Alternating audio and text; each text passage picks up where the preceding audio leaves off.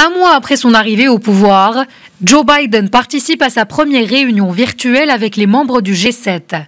Il est question d'avancer ensemble dans la vaccination anti-Covid en aidant les pays pauvres à y avoir accès.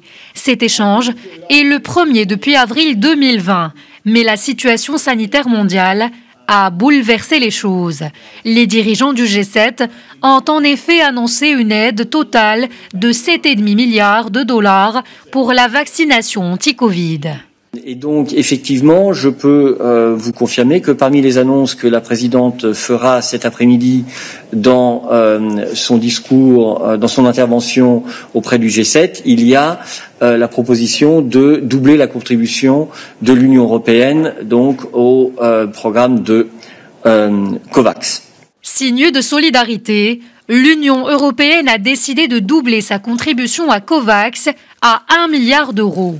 Ursula von der Leyen, la présidente de la Commission européenne, a également annoncé une contribution de 100 millions d'euros d'aide humanitaire pour soutenir la campagne de vaccination en Afrique. Le président français Emmanuel Macron a proposé lors de ce sommet que l'Europe et les États-Unis donnent 13 millions de doses à l'Afrique pour ses soignants. Le continent africain a 6,5 millions de soignants.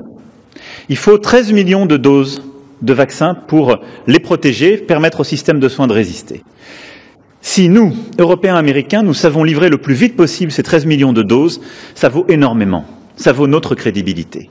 Ça représente 0,43% des doses que nous avons commandées. L'Allemagne, qui a déjà contribué à hauteur de 600 millions d'euros, met 1,5 milliard d'euros supplémentaires à disposition de COVAX et l'OMS pour financer vaccins, médicaments et tests. Nous livrons des vaccins de fabrication européenne aux pays du G7. Nous livrons en Amérique latine. Nous livrons également aux pays d'Asie. Donc l'Europe apporte déjà une contribution internationale. Nous n'avons vraiment aucune limite d'exportation de vaccins. Le COVAX, ce dispositif onusien, fondé par plusieurs organisations internationales dans l'Organisation mondiale de la santé, vise à fournir cette année des vaccins anti-Covid à 20% de la population de près de 200 pays et territoires participants.